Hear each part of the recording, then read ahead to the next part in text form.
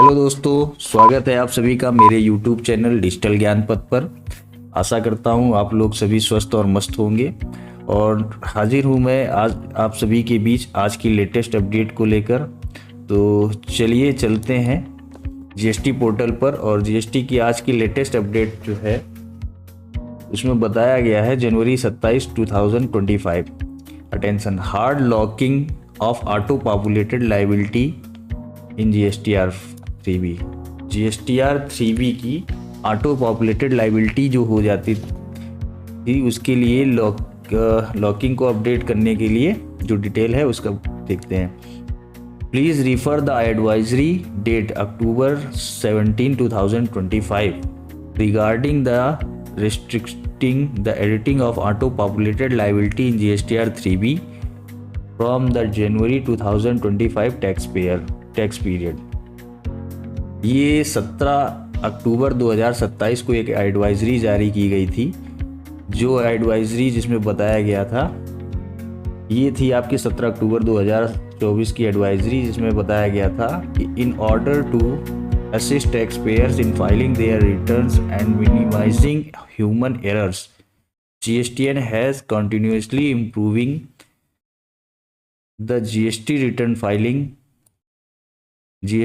filing process, and in this endeavor the GST portal now provides a pre-filled GSTR 3B form where the tax liability is auto-populated from the declared supplies in GSTR 1, GSTR 1A, IFF by the suppliers, while the tax input tax credit ITC is auto-populated from GSTR 2B.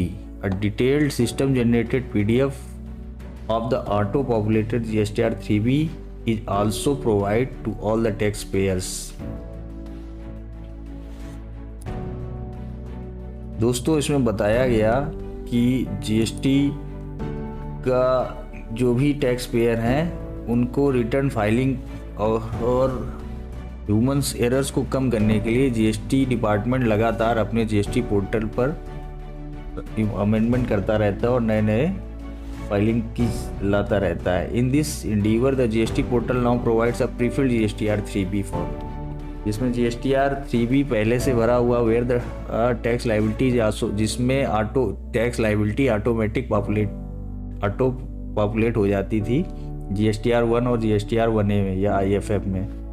By the supplier which the input tax credit auto populated GSTR 2B में ITC auto populate हो जाती थी। A detail system generated PDF of auto populated GSTR 3B is also provided, और GSTR 3B की एक detail PDF provide कर दी जाती थी। Now the taxpayer also have a facility to amend their incorrectly declared outward supplies in GSTR 1 IFF through GSTR 1A, allowing them an opportunity to correct their liability before filing their GSTR 3B।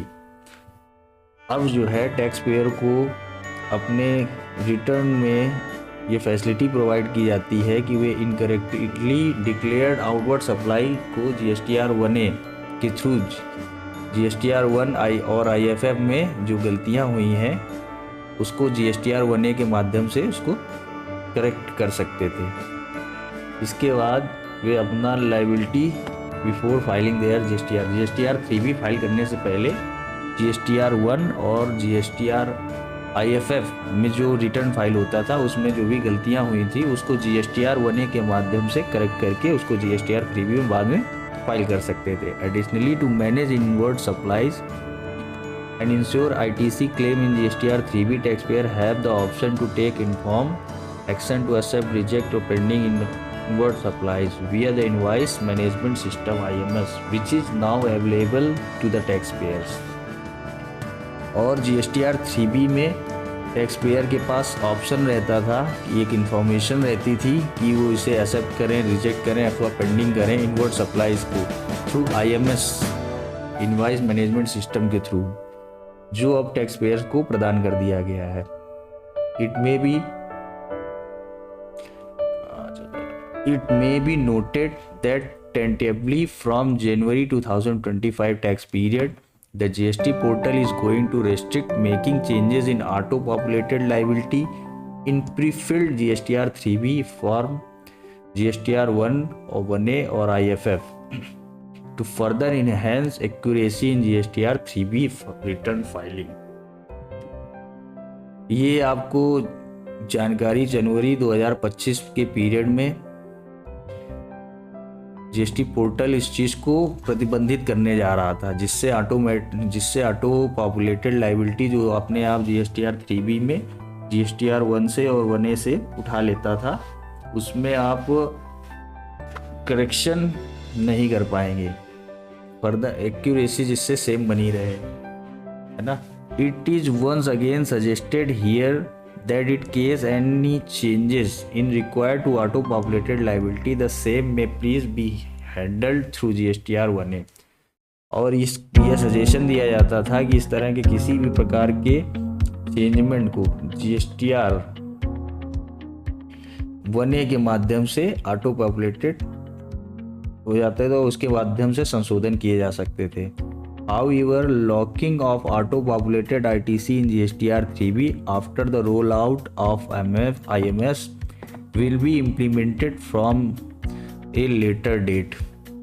जबकि auto-populated ITC in GSTR 3B में IMS के माध्यम से बाद में implement कर ली जाती थी। For the same, separate advisory would be issued after addressing all issues related to IMS raised by the trade। जो कि एडवाइजरी इशू की गई है इससे रिलेटेड, IMS से रिलेटेड। अब दोस्तों जीएसटी के जो ये एडवाइजरी थी ये जनवरी में लागू होनी थी, लेकिन इसको अभी रोक दिया गया है। However various request have been received from the trade seeking time for the same. जनवरी पीरियड के लिए बहुत सी रिक्वेस्ट रिसीव की गई हैं। Therefore, the decision of making non-editable of auto-populated liability in GSTR 3B is currently not being implemented from January tax period on the GST portal। इसलिए यह निर्णय लिया गया है कि GST पोर्टल पर GSTR 3B की ऑटो पॉपुलेटेड लाइबिलिटी का जो नॉट बीइंग इम्प्लीमेंटेड, अभी ये इम्प्लीमेंट नहीं किया जाएगा।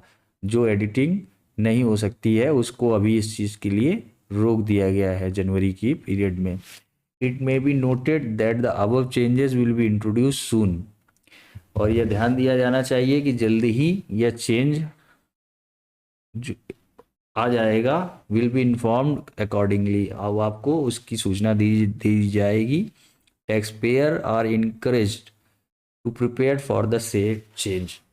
और करदाताओं को इस तरह के परिवर्तन के लिए तैयार रहना चाहिए और इसकी लायबिलिटी बनती भी है। Thanking GST. ये तो थी आज की अपडेट और इसी के साथ मिलते हैं अगली अपडेट में। धन्यवाद।